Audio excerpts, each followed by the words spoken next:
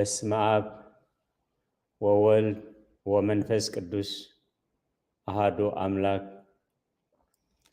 ዝኸበርኩም ህዝበ እግዚአብሔር ነዚ ቅድስት ቤተ ክርስቲያን ትህቦ አገልግሎት ኣብዘት ዘለኹሞ ማለት ኣብ ኩሉ ኩርናዓት ዓለም ብኣንቃዕድዎን ብጥብኣትን ትከታተልዎ ዘለኹም ቅድስት ቤተ ክርስቲያን እሴተ ጻድቃን ኣስበ ትሑታን ይኽፈልኩም ትብል። ርኅርህን ለዋህን ቅዱስ እግዚአብሔር አምላኽና ኣበሳናን በደልናን ከይተጸየፈ ብንስሓ ክንምለስ ብትዕግስትና ተጸበየ ክሳብዚ ሰዓት እዚ ብድሓነ ሰላም ዓቂቡ ዘይግባአና ክንሱ በዛ አገልግሎት እዚ ክንራኸብ ቅዱስ ፈቃዱ ስለ ዝኾነልና ፈጣሪና አምላከ ቅዱሳን ናይ ባህር ምስጋና ይብፅሐዮ። ንኹሎም በዚ ሰዓት እዚ ኣብ ፀበባ ኣብ ፀገም ኣብ ሽግር ንዘለው ራህዋ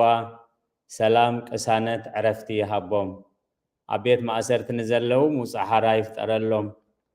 ብሞት ስጋ ንዝተፈልዩና ገነት መንግስተ ሰማያት ሃገረ ቅዱሳን የዋርሶም። ኣብ መሪር ሓዘን ንዘለኹም ከዓ ደበሳ ቅዱሳን ይደብስኩም። ንኹላህና ከዓ ዘስተውዕል ኣእምሮ ሂቡ መወዳእታና የጸብቐልና። ዝኸበርኩም ህዝበ እግዚአብሔር በዚ ግዜ እዚ ንዓይ ነዚ ጉባኤ ዝኸውን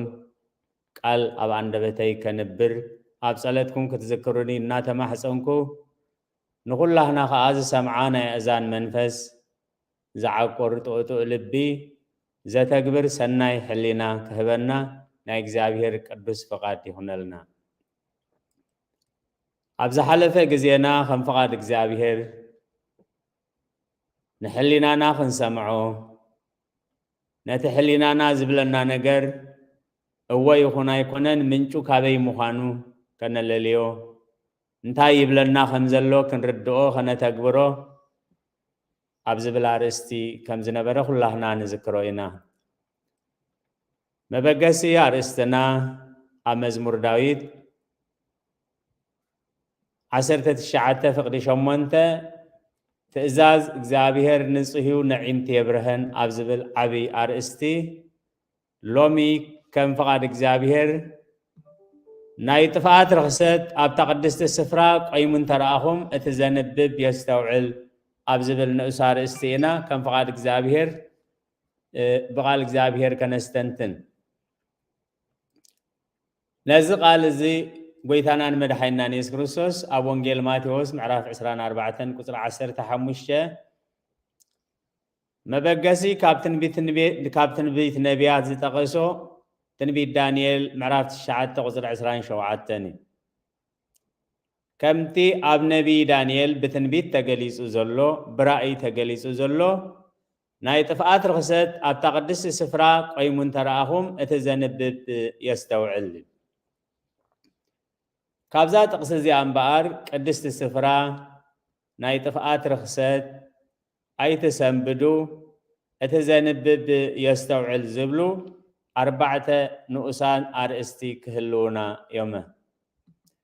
ሎሚ ከም ፈቃድ እግዚአብሔር ንሪኦ ቅድስቲ ስፍራ ንመን የመልክት ዝብል ምስትንታን ኢና ብሕብረት ከነስተንትን። ቅድሚ ናብቲ ርእስቲ ምእታውና ግን ነዚ ቃል እዚ ምርድኡ ዝጽግመና ብዙሓት ኢና። ስለምንታይ እግዚአብሔር ኣብ ቅዱስ ቦታ ርክሰት ክሰፍር ፈቂዱ? ስለምንታይ እግዚአብሔር ኣብ ቅዱስ ቦታ ርክሰት እናረኣየ ዘይየውፆ ዘይግሕፎ እንብል ብዙሓት ኢና። ብዙሓት ከዓ ኣብ ርክሰት እናሃለና ኣብ ርክሰት ንዘለው ሰባት ከነውፅእ ሓኾት ንብል እውን ውሕዳት ኣይኮናን። ኣብ ዓዘቕቲ ርክሰት እናሃለና ካብቲ ኣብ ቅዱስ ስፍራ ዘሎ ርክሰት ከነውፅእ ንፍትን እውን ውሕዳት ኣይኮናን። ስለዚ ጎይታናን መድሓኒናን ኢየሱስ ክርስቶስ እንታይ እዩ ዝብለና ዘሎ? ኣብ ቅዱስ ቦታ ርክሰት ክህሉ ፍቃደዩ ኣይኮነን እቲ መልእኽቲ። እግዚአብሔር ኣብ ቅዱስ ቦታ ርክሰት ክህሉ ፍቃዱ ኣይኮነን፣ ግን أب قدوس بوتا رخصت انتراهم أب تقدس السفرة رخصت قيم انتراهم اتزنبب يستوعل سلقالات እግዚአብሔር ዝተመስገነ ይሁን ቅዱስ ስፍራ እምበኣር ንብዙሕ ነገር ዘመልክት እዩ ሎሚ ምስ ግዜና ዝኸይድ ገለ ክንርኢና እግዚአብሔር ይደግፈና ቅዱስ ስፍራ መጀመርያ ንገዛእ ርእስና ይምልከት ቅዱስ ስፍራ ንስድራና የመልክት ቅዱስ ስፍራ ንኸባቢና የመልክት ቅዱስ ስፍራ ንቤተ ክርስቲያን የመልክት ቅዱስ ስፍራ ንጉባኤ ጎይታ ኢየሱስ ክርስቶስ የመልክት ቅዱስ ስፍራ ንጉባኤ ቅዱሳን የመልክት ቅዱስ ስፍራ ንጉባኤ ቅዱሳን መላእክት የመልክት ቅዱስ ስፍራ ንኹሉ ሰማይን ምድርን እግዚአብሔር ዘዳለውን ዝገዝኦን ዘመሓድሮን የመልክት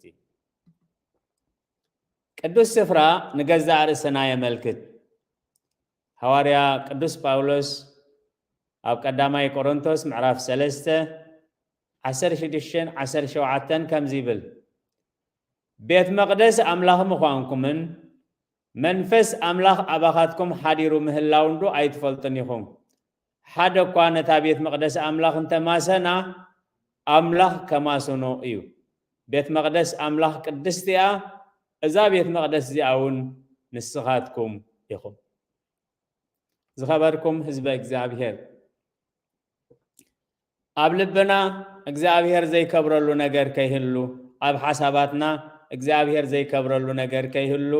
ኣብ ሰብነትና እግዚአብሔር ዘይከብረሉ ነገር ንከይህሉ ምእንቲ እዚ ኣብዚ ቅዱስ ስፍራ ኣብታ ቅዱስ ስፍራ ርክሰት ቆይሙ እንተረኣኹም እቲ ዘንብብ የስተውዕል እዚ ምስትውዓል እዚ እንድሕር ሃልዩ ኣብ ሰውነትና እግዚአብሔር ዘይከብረሉ ነገር ከይህሉ መርሚርና ዝተውዒልና ምስ ኣለናዮ ናበየና ኢና ንሰጋገር ሐዋርያ ቅዱስ ጳውሎስ ኣብ ካልኣይ ጢሞቴዎስ ምዕራፍ 2 ቁፅሪ 16 እቲ ጽኑዕ መሰረተ ኣምላኽ ቆይሙሎ እዚ ማሕተም ዝውን ኣለዎ እግዚአብሔር ነቶም ናቱ ዘበሉ ይፈልጦም እዩ ስም እግዚአብሔር ዝሰሚ ዘበለ ኩሉ ካብ ዓመፃ ይርሓቅ كبري نزخر سميخون سم እግዚአብሔር ዝጽውዕ ዘበለ ኩሉ ካብ ዓመፃ ይርሓቅ ምክንያቱ ሓደ እኳ ካብዚ ነገር ዝንተንጽሐ ኣቕሓ ክብሪ ንእግዚአብሔር ዝተቀደሰ ከም ዝኸውን ዓብይ ተስፋ ሂብናሉ ስለዚ ናይ ጥፍኣት ርክሰት ኣብቲ ቅዱስ ስፍራ ቆይሙ እንተረኣኹም እቲ ዘንብብ የስተውዕል ክብል ከሎ ኣብ ህይወተይ ኣብ ልበይ ኣብ ሕሊናይ ኣብ ስጉምተይ ኣብ መዓልታዊ ንጥፈታተይ እግዚአብሔር ዘይከብረሉ ነገር ከይህሉ ህይወትና ኩሉ ግዜ ንኽንምርምር እግዚአብሔር ነዚ መልእኽቲ እዚ ብሓባር ንኹላህና ገና ኣብቲ ዓብይ ቤት ካብ ዕንጨትን መሬትን ዝኾነ ኣቑሑ ድማ እምበር ኣቑሑ ወርቅን ብሩርን ጥራይ ኣይኮነን ዝርከብ ገሊኡ ንኽብረት ገሊኡ እውን ንውርደት ይኸውን መንፈቁ ለሃሳር ወመንፈቁ ለክብሪ ስለዚ ኣብቲ ቅዱስ ቦታ ኣብቲ ክቡር ቤት እዚ ክልተ ነገር ኣሎ ነፍስና ክንምርምር ኮለና እምበር ኣነ ኣቕሓ ክብሪ ድየ ወይስ ኣቕሓ ውርደት እምበኣርሲ ኢሉ ሓደ እኳ ርእሱ ካብዚኦም እንተፅረየ ንሱ ኣቕሓ ክብሪ ተቀደሰ ንተግባር በዓል ቤት ዝጠቅም ንሰናይ ግብሪ ዘበለ ዝተዳለወ ይዝኸውን እግዚአብሔር ይደግፈና እግዚአብሔር ናብዚ ይጸውዕና ካልኣይ ቅዱስ ስፍራ ንስድራ ቤትና ይምልከት እግዚአብሔር ዘስተውዕል ኣእምሮ ይሃበና ንጉስ ሕዝቅያስ ካብቲ ከቢድ ሕማም እግዚአብሔር ምስ ፈወሶ ኣብ ዕድሜው 15 ዓመት ምስ ወሰኾ ዘይንቡር ነገር ዘይግባእ ነገር ይፈጺሙ ንጉስ ባቢሎን ሓሚሙ ኢሉ ክሪኦ ምስ መፀ ነቲ ቅዱስ ነገር ነቶም ኣህዛብ ንእግዚአብሔር ዘይፈልጡ ኣብ ኣምልኾ ጣዖት ኣብ ርክሰት ዝነብር ንጉስ ባቢሎን ንኹሉ እቲ ቅዱስ ነገር مس أملاك كي تلازبه مس نبي إساياس كي تلازبه نتخبر نجر نزي قبوم سبات قليس اللهم شعوت ملختي بنبي إجزابير غيرو كم زبل ملخت مسيو كابدك خادم ما كابتوم كابا خازوسو كابتوم زولد كايوم كوسديوم أبدراش نقش بابيلون كأسلوات كهونيوم قليل مرد أيكونن دكخا خم حسن كاز زولد كايوم أب هاجر بعدي كيدوم باروت كهونو ترايزي كونها سلوبات كوينوم نزل عالم كيزمدون كم زغيرو زري كصنت اب تنغرالو اب زبني سلامن هداتن طراي اب زبني يكون كاب زبل ملختي شللي لو حالفو خلو نري እግዚአብሔር ዘስተውዕል امور يهبنا لومي دق لوما ايسمعنيوم دق لوما ايردونيوم يلنا شلل كنبلو فقاد املاح يكونن لومي نشارا خنبل نتنحنا ندليو خنت اكبر كنبل مزي ملكتهم سبات مزح محزنات مزي ملكتهم سبات زمدناتات كنقبر نزي ملكتهم سبات مستيرات بيت كريستيان حليفنا خنهب فقاد እግዚአብሔር ايكونن سلازي خاي قال እግዚአብሔር اتقدس نخلابات ايتهابو عنقهمو ناب قدم مفالس ايتدربيو بأقارون كي رقصوهمو تمليسهم كي ترترهم ماتيوس شوعته شدشته سلازي كاب معالت مفصام معالت مجمار كاب معالت مجمار معالت مفصام يبلس كم زبله حزقياس اب غزي نسنتو تقدسو نزابوت هذه اخا قدسوا نتوش ازلو خرخست كاب ماخلا اوصيخون غحفو إلو تأزاز هذا نتخلص أجاتات مستجرجن نهزم مخنيات نستدرابيتو مخنيات طفقات مخنيات سدت مخنيات مركو مخنيات سلوبنتن مصناتن كوينو تتاريخ كاكو مسني دولنا سلازي قدوس سفرا نستدرانا يملكت نفسنا مسرانا اب سدرانا እግዚአብሔር زي كبرلو ነገር كيهلو بصومن بصلوتن بمخرن بعقلن بتعجستن عقمنا خنقبر فقاد እግዚአብሔር تعلى عقمنا እግዚአብሔር حتى ناني كبر نزخر سم يخون اتسالساي قدوس سفرا زتبهله نخبابينا يملكتي مبزحتنا انا دا انقعدا انا غبركو يتزاربكو ونبر بعل كستوس دلاي مغبرو ابتا انا زله هو تراي سلامي حلمبر ناي كالوتسي اي ملكتناني حلف حلفنا خا كم زي مثلا نورن صقمن كنري خلنا بكبابينا نفاسو مايل كينا نحنا صبق لنا نبل وحدات ايكونن እግዚአብሔር ዘስተውዕል امور يهبنا اب كبابينا زي صبق ነገር نحلو بصبق كنبر አይንፈልنا ስለዚህ قال እግዚአብሔር አምላክካ ምእንቲ ከድሕነካን ንጸላትኻ አቢድካ ከህበካን بمأخل سفركا حلف يمو قال زحفر نجر كيريالكا قصوها كابخا خيملس اتسافركا قدوس يخون اتسافركا اتخبابيخا قدوس يخون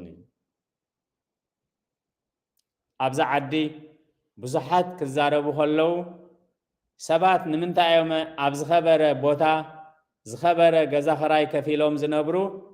الكام ستحاتت اتخبابي اندحر سنة سرعات زي بلو خينو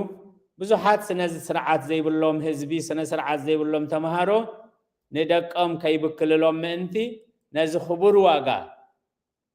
ادقم ابز بصح كبصحو بسغا بسنة مقبار نزي خبور واقع زخفلو بزحات كم زلو تمكرو زلوم يزاربو يومي سلازي اتسافركا قدوس يخون مخنياتو እግዚአብሔር ምእንቲ ከድሕነካ أبيد نسألاتها أبيد كخبرك بمأخل سفرك خحلف يمو قال زحفر نجر كي رخبلك قصوها أخبها خيملس اتسفرك قدوس يخون سلازي እግዚአብሔር كبابينا خنصري هيوتنا خنصري سغانا خنصري نفسنا خنصري منفسنا خنصري منتي اتخبابيها قدوس يخون أبزخوانا ختما ويس عدأتهم أبو تبقع من مخان حتاتو كساعة توزون أبو تقمتي ويتانان مدحنا نيس كريستوس أبتي كبابينا زلو تنعرف له سفران أبتي سفرا زلو سبك أمن مخانو مخنياتو حماق عركنات نسبق لما ديبالاشو وي كم زبهال مزي ملكة الناسبات مزي ملكتهم سبات بزخوانا يخون مخنيات شراخا سلتخونه نتتدليو سلازدلي نتزصلقو سلازصلق نتسخا تدليو كدغفكا سلازخيل نتنسخا تحاسبو خطاعلكا سلازخيل مزيد لسبات مزيد ليو سبات ابزيد لبوتا زخونا عينت ركبات زخونا عينت زمدناتات كهلو اغزابير ايفقدن اتون كومو مسيلوم مزي قبؤم سبات ركب زقبرو خا توغديهم يوم إذا مقدا أزخا نعنا نتمرتنا زخونا إيه أب قدامي نجست معرف عسر توسلسته قطري عسر شومنتن عسر شعتن كمن ريو اتعابني أملاخ سب باتجزيتي إدرو بعام ورد يرو بعام ورد نبات زنقصت تسألي زحوية إجزابير زبولة نجار بزي مستوعالون كالوت سبات نحنا خاخما خانبيا أنا خاخما خانبي إجزابيري اللي خلنا نعاقب بيتك كقمتك زبلا عز ستة خهبة كامس بلو إجزابير تيلك كذا حرايلو آتيو مودعته وشو معالتي بن بساس كم استقتل يتقدس الصحف زمهرنا سلازخ أي قال وانجيل قدوس نجر نخلابات أي تهابو عمقهم كأبكر مما فالس أي تدربي سلازي كبابينا نسلام من بارنا نسنا مقبارنا لعلو خلقن نزل علماوي هواتنا كساب كندي تارا خمزلو كنستو علم انتيو قال وانجيل كمز غيرو قليس قلنا قاتلو السعب قدوس تسفرا نبيت خريستيان ملكاتي ويتانان مدحينا نيس كريستوس نبيت خريستيان اب حزبون اب قلقلتون كمسرتا انا خابلك كالخو نسخا بيتروسيخا نمحبريك أبزاخو حزيا خانصاي دقيتات سيول دما أي كحيلوان يوم ماتيوس 10:10 نمحبري أبزاخو حزيا يهانصا يسرتا اللهوي دقيتات سيول أي حيلوان يوم كبرين الزخر سميخون لومي مبزحتنا إذا كله نقبر زلنا عقرقرين شقرين سي نأمنات كنبلينا إلنا عاولنا أفنا كفيتنا نهزارو بلو وحداتا يكونان مبزحتنا لومي نحنا نتواهدون دزينك على سلاس تواهدوا أي محلوة النبلون وحداتا يكونان بيت خريستيان امنت مسرتان قللاتان كريستوسي بيت خريستيان أشنقاي لومي أبغزي نابكرنوصورن أبغزي ديوكلطانيوسن أبغزي ماكسيميانوسن أبغزي سماعتاتون أي تفأتن نحنا تراي كابتا بيت خريستيان تفلينا خينهلو أب تقدس بوتا أسماتنا تفحيقو خيهلو تراي يكون يستوعل زلنا اتخن قبروز قبعنا تقدس بيت خريستيان بار حواري قدس باولوس أب قدامي تيموثيوس معراف 3:10 انت دنگو خوغنا ابتابيت املاح مالت نحق عندن مسرتن زغونت محبر هياو املاح كميك تقبر كم زقبا اكا هتفلت افتو اللخوي سلازي مستوى عالم بار ابيت املاح انتاي نقبر زقبانا تعقستي بزد ليو تعقستي تحتنا ابزد ليو تحتنا تبعات ابزد ليو تبعات مزراب ابزد ليو بتبعات مزراب سق مبال ابزد ليو سق مبال كله زخفل ابزد ليو نجر كا كله تزقبانا نقبر كمايك تقبر كم زقبا كا هتفلت افتل له سلازي بزعبا بيت خريستيان كنمل كلنا بزعبا تا سماياويت يروساليم بزعبا تا كرن صيون عوتات سفروا بزعبا كرن صيون بزعبا سماياو غباء كنحسب سلازي نزا بيت خريستيان زيا ابزا بيت خريستيان زيا زقبانا نقبر انت دا خوينا نتا السماويت يروساليم عند زيري إنايا أبزا بيت خريستيان كل نور خنفسم نعنا ترى نجري زخون أبزا بيت خريستيان زي أزقب أنا كنفسم كنجبر انت داخل ناجن كم تهاري قدس باولوس سماوي جوباء سماوي بيت خريستيان كجلس كله أب إبراهيم معرف عسر توكلته وتر عسران كلتن بزعباتا كرنسيون جليس النازلو بزعباتا سماوي يروساليم بزعباتا زل ألماوي بيت خريستيان أتا مدراوي بيت خريستيان ملكتا زخونت بزعباتا جوباء قدسان زل ألماوي جوباء سماوي بيت خريستيان عند زيت أميتنا أبز بيت خريستيان زي كل نجار كنجبر قليل يزغون زابير زستوعل أموره هبنا قدوس سفرة نمني ملكت نجوباء قويتا إس كريستوس ملكتي كاب شعو جميرهم بزحات كاب دك مزامرتو ندحري تملسو مسؤول نايكدون إذا كل تأمرات إذا كل بركات النار أيو حمومات كفوسو لمسامات كنسهو عورات كريو طميات بحمش حبست حمش إذا بخم الجابو عسر تخلت عمد دمز وحزاز نبرت زفر كدانو بمتن كاف كتحوي نسالسان شمونتن عمد عرات كال علكاك كيد قبل خلو تنسيو كخيد نال ازار دحر بعت معلتي كاموتان كتنس زرأيو دك مزامرتو ندحري تمليشا زقرم وكان تغنى خقرمنا خم زي بلو كنسنبت كم زي بلنا كم تهواري قدس باولوس نتيمتيوس أبيت أملاخ انتاي كجبر كم زقبا كازبلو بزحات كاب جوايا قويتانا إيس كريستوس ندحري تمليسهم السخاء بحنت قال مالت سجاي زي بلعي دمي زي ستين نايزل عالم هوت يبلون سلازبلهم انتاي خاتب الزلخة سجا سبدي باللعيو دم سبدي ستأيو إلهم حديثهم ترديو ما استوعيلهم نتقال هابك نزغبلو باتنساتهم زتردئو نتقال سلاز ترغمو نقويتان إيس كريستوس رخيبهم سئينومون سلاز حزب اكزابير ناي طفاءات رخصت ابت قدس سفراق ايمون تراهم اتزنبب يستوعل قبلنا خلو نزق بزغال زي كنقرمن كنسنبدين يبلناني ابقوا بقى قويتان إيس كريستوس سترا يكون النرو كدررو خلو خاء ديابلوس نابلبي هداس قرتها ود سمون كتحزو قدم حسابات ينبري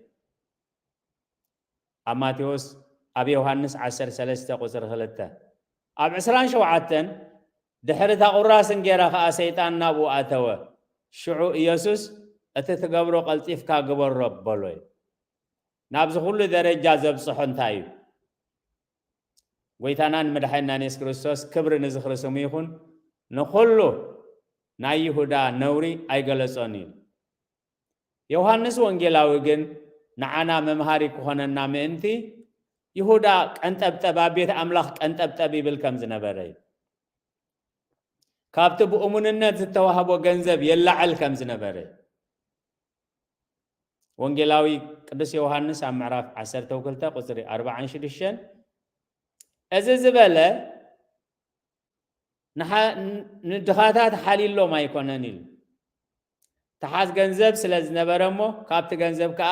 يتعفاف سلاز نبره يلعل سلاز نبره نملعال كتعمل لي እግዚአብሔር ዘስተውዕል አእምሮ ይሃበን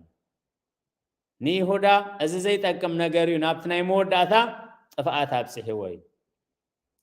ስለዚ ኣብ ጉባኤ ጎይታና ኢየሱስ ክርስቶስ እዚ ቀንጠብጠብ ዝነይሩ ብትዕግስቲ ጽበየ ነይሩ ለሙን እግዚአብሔር ብትዕግስቲ ጽበየና ከም ዘሎ ኣብ ቤት ኣምላኽ ዝግባአና ክንገብር ኣብ ቤት ኣምላኽ ዝግባአና እንደ ዘይገርና ግን ሎሚ ቀንጠብጠብ እንዳበልና ሎሚ ቤት ኣምላኽ ዘይግበር እንዳገበርና ስቕ ኢሉ ስለ ዝራእየና እግዚአብሔር ምናልባት ነትዕግስቲ እግዚአብሔር ብምንዓቕና ካኡ ዝኸፈአ ነገር ከይነምጽእ እግዚአብሔር ምስትውዓል ይሃበና ቅዱስ ስፍራ ንጉባኤ ቅዱሳን ይምልከት ኢሉ ወንጌላዊ ቅዱስ ማቴዎስ ኣብ ምዕራፍ 22 ቁፅሪ 11 እቲ ንጉስ ነቶም ተቐማጦ ክርኢ ምስ ተኣተወ ክዳን መርዓ ዘይተኸድነ ሰብኣይ ረኣየ። ኣብቶም ኩሎም ክዳን መርዓ ተኸዲኖም ጻዕዳ ክዳውንቲ ተኸዲኖም ጨናፍር ስየ ሒዞም መዝሙር ዓወት ዝዝምሩ ኣብቶም ክዳን መርዓ ዝተኸድኑ ጻዕዳ ክዳውንቲ ዝተኸድኑ ክዳን መርዓ ዘይተኸድነ ሰብኡ ረኣየ። ስለዚ ኣብቶም ኩሎም ጻዕዳ ክዳውንቲ ዝተኸድኑ ጻዕዳ ክዳን ዘይተኸድነ እንተረኣኹም ኣይትገረሙ። ምክንያቱ እዚ ብግዲ ክኸውን ወላ እመ ትሰምዑ ቀትለ ወድምፀ ፀባኢት እቁ ወኢትደንግጹ እዩ። ማቴዎስ 24:6 ኣስተውዕሉ እምበር ኣይትሰንብዱ እዩ። ወንጌላዊ ቅዱስ ማቴዎስ ኣብ ምዕራፍ 25 ቁፅሪ 2 ኣብ መንጎ ተን ደናግል ዓያሹ ከም ዝነበራ ኣቐሚጡሎ እዩ። ንዓና ንትምህርትና እዩ። ኣብ ጉባኤ ቅዱሳን ርክሰት ተረኣኹም ኣብ ማእኸል ተን ለባማት ዓያሹ እንተረኣኹም ኣብ ማእኸል ተን ብድንግልና ዝነብራ ዓያሹ እንተረኣኹም እቲ ዘንብብ ሽዑ የስተውዕል። ኣስተውዕሉ እምበር ኣይትሰንብዱ እዩ። ኣብ ማእኸል ስርናይ ክርዳድ እንተረኣኹም እቲ ዘንብብ ሽዑ የስተውዕል። ኣብ ማእኸል ስርናይ ክርዳድ እንተረኣኹም ነቲ ክርዳድ ክትምሕቡ ብዙሕ ግዜኹም ኣይተጥፍኡ እዩ። ክብሪ ንዝኽርስሙ ይኹን። ወንጌላዊ ቅዱስ ማቴዎስ ኣብ ምዕራፍ 13 ቁፅሪ 25 እቶም ሰብ ደቂሶም ከለዉ ጸላእ መጺኡ ኣብ ማእኸል ስርናይ ድማ ክርዳድ ዘርእዩ ከደይ እንታይ እዮም ሓቲቶም ኣቦታትና ሃዋርያት ነዚ ክርዳድ ክንምሕዎ ፍቐደልና እዮም ኢሎሞ። ክርዳድ ክንምሕዉ ኣይኮኑን ኣስተውዕሉ ተባሂሎም። ኣስተውዕሉ ዝተባህልዎ እሞ እቲ ጸላኢ ኣብ ማእኸል ክርዳድ ኣብ ማእኸል ስርናይ ክርዳድ ከይዘርእ ምእንቲ ተጊሆም ለይትን መዓልትን ብእብረ ክሕልው እዩ ጎይታና ኢየሱስ ክርስቶስ ኣዚዝዎም። ምክንያቱ ኣብታ ቤት ኣምላኽ ኣብታ ናይ ሓቂ ዓንዲ እንታይ ክትገብር ከም ዝግባኣካ ክትፈልጥ እድህል ኣለኹ እዩ። ፍቓድ ጎይታናን መድሓኒናን ኢየሱስ ክርስቶስ ካብ ማእኸል ስርናይ ክርዳድ ምምሓው ኣይኮነን። ፍቓድ ጎይታናን መድሓኒናን ኢየሱስ ክርስቶስ ኣብ ቦታ ስርናይ ክርዳድ ከይዝራእ ተጠንቂቕካ ነቂሕካ ብምስትውዓል ምሕላው እዩ። ስለዚ ጎይታናን መድሓኒናን ኢየሱስ ክርስቶስ ክንምሕዎ ክብልዎ ከለዉ ኣይፋልኩምን እዩ። ዝመሓወሉ ግዜ ሕጂ ኣይኮነን። ክትገብርዎ ዝግባኣኩም እቲ ጸላኢ ክርዳድ ከይዘርእ ነቂሕኩም ምሕላው እዩ ነይሩ። ነቂሕኩም ስለዘይሓለኹሞ ከይፈለጥኩም ስርናይ ተዘርዩ ኣብ ማእኸል ስርናይ ከዓ ጸላእ መጺኡ ክርዳድ ዘርዩ ነቲ ክርዳድ ከዓ ስርናይ መሲልኩም ክሳብ ኣብ ጉንቦ ክሳብ ዘውፅእ ፍረ ክሳብ ዘውፅእ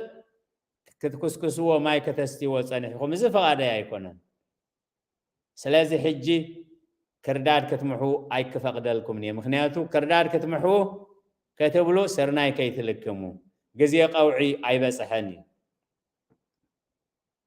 ዝኸበርኩም ህዝበ እግዚአብሔር ስለዚ ሎሚ ከይተረዳእና ካብ ፍቓድ እግዚአብሔር ወፃኢ ካብ ማእኸል ስርናይ ክርዳድ ክንምሕልና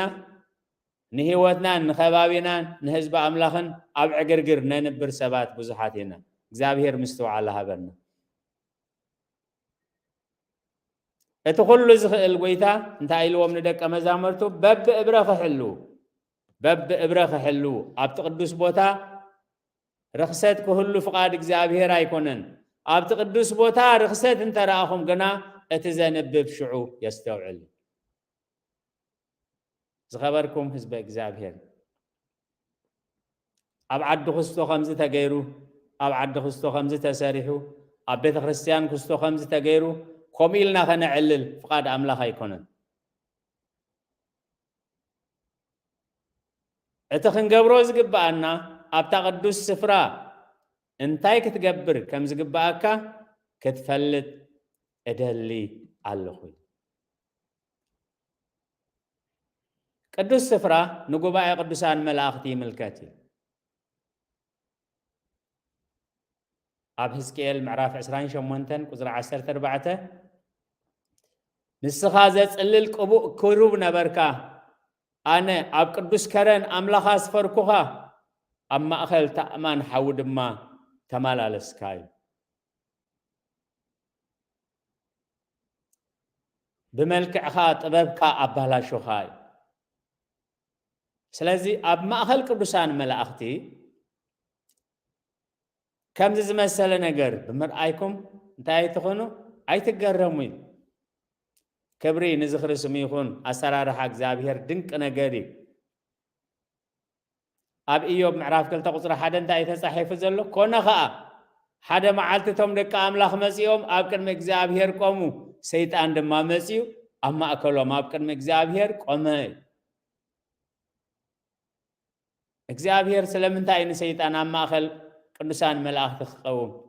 سلمنتاي نسيطان أب كن ميخقوم انتاي صبو نجر سلزلوي سلازي حواري قدس باولوس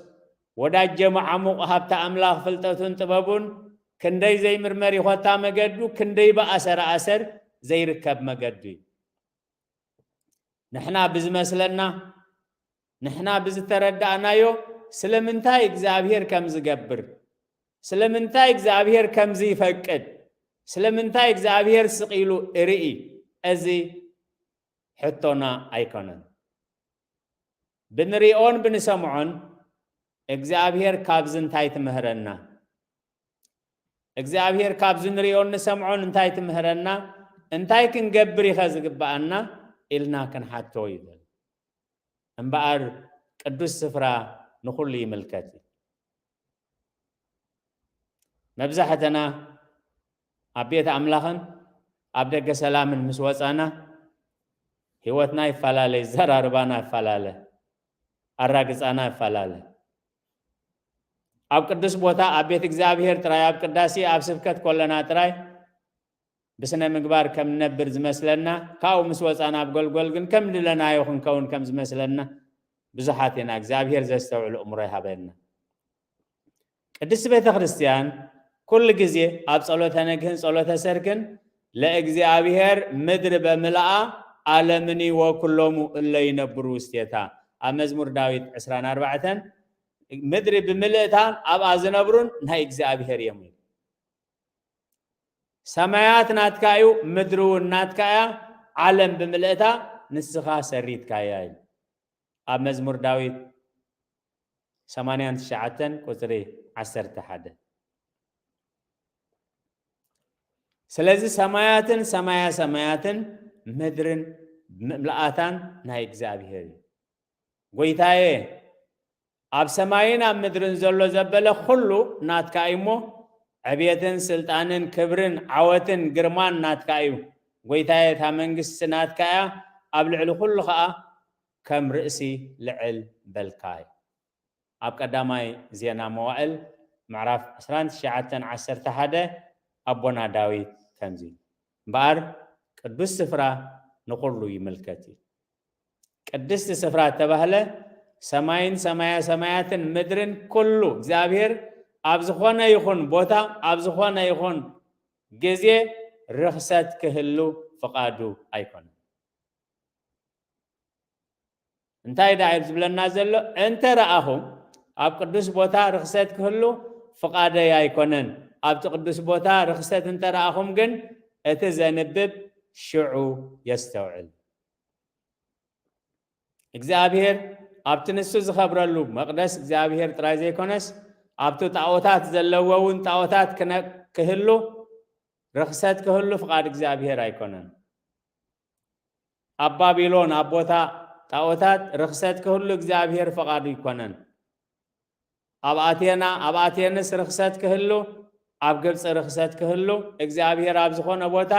ርኽሰት ክህሉ ፍቃዱ አይኮነን أب دانيال معرف 5 قصر 23 انتاي تباهيل صلو ناتن تنفاس كان نهيوت كان ننبرت كان زحازة እግዚአብሔር አምላኽ ኣይኽበርካዮን ስለዚ እታ ኢድ ጉንቦ ኢድ ኣብ ቅድሚኻ ዝወፀት ካብቲ ልዑል እያ ዝመፀት እቲ ኡ ተፃሒፉ ዘሎ ከዓ ማን ተቄል ኦፋርሲን እዩ ዝብል ዘሎ ትርጉሙ ከዓ ኣብ ሚዛን ተመዚንካ ቀሊልካ ተረኺብካ እግዚአብሔር ንመንግስትኻ ቆሮፀን ወድኦን መንግስትኻ ካባኻ ተወሲዱ ንሞዴናውያን ተዋሂቡ እዩ ዝብል እዚ ኩሉ ዝገበርካ ከዓ ኣብቲ ቅዱስ ቦታ ነቲ ቅዱስ ኣቑሑ እግዚአብሔር ንርክሰት ስለ ዝተጠቀምካሉ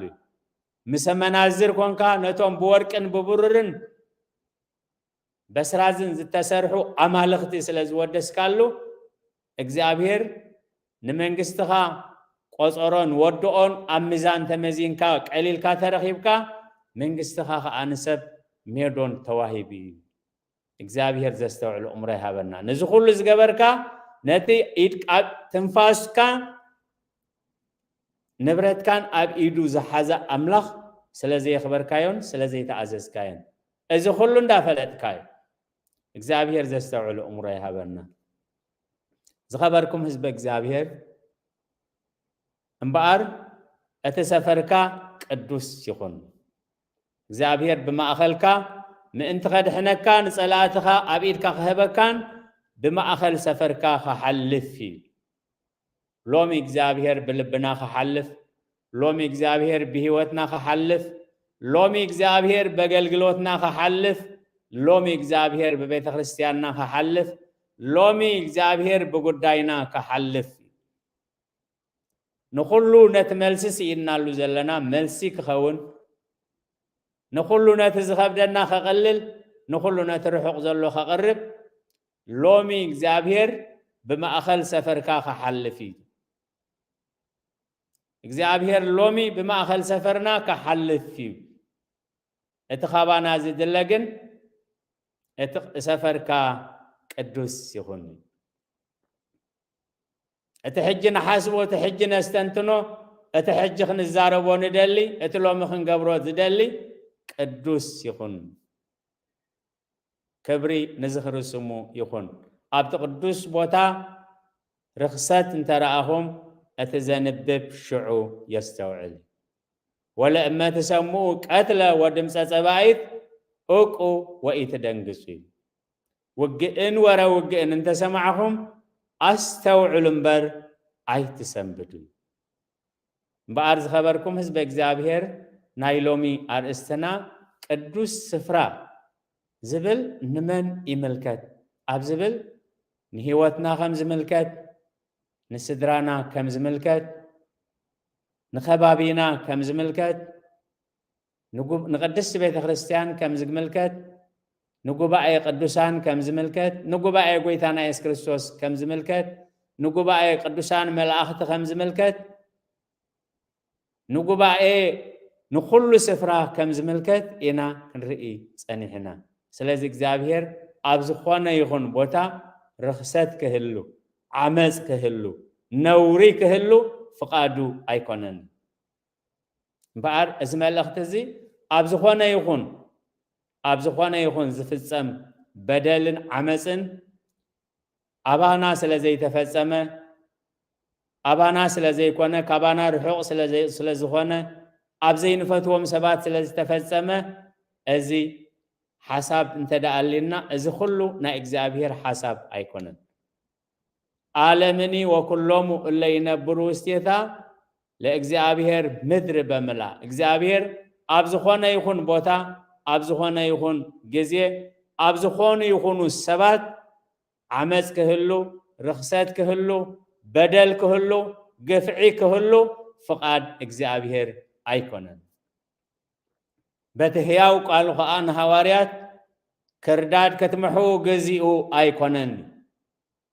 ኣነ ዝለኣኽኩኹም ኣነ ሕድሪ ዝሃብኩኹም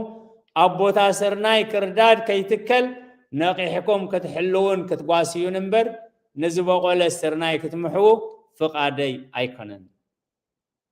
ዝኸበርኩም ህዝቢ እግዚአብሔር ከይተፈለጠና ሎሚ ኣብ እሙሮና ኣብ ልብና ኣብ ኣገልግሎትና ክርዳድ ከይትከል ክርዳድ ከይዝራእ نقيحنا خنحلو እግዚአብሔር يدقفنا صنيلكم ስለሰማعكم نتقبروا ጸሎት كله እግዚአብሔር يسمعكم ኣብ መድረኽ ወፂና ተዛረብቲ ጥራይ ዘይኮነ እግዚአብሔር ነቲ ንብሎ ከነስተውዕሎ ነቲ ንብሎ ክንነብረሉ ነቲ ንብሎ ክንጸድቀሉ ክንድሕነሉ ናይ እግዚአብሔር ቅዱስ ፍቃድ ይኹነልና ጸጋ ጎይታናን መድኃኒትናን ኢየሱስ ክርስቶስን ፍቅሪ ኣምላኽን ሕብረት መንፈስ ቅዱስን ኣብ ጽርሃ ጽዮን ኣብ ልዕሊ ቅዱሳን ኣቦታትና ሐዋርያት ከም ዝወረደ ሕጂ ናብ ልዕለይ ናብ ልዕሊ ኩልኹምን ዕጽፍን ድርብን ኮይኑ ይረድ ስለ ቃላቱ እግዚአብሔር ዝተመስገነ ይኹን ብሩኽ መዓልቲ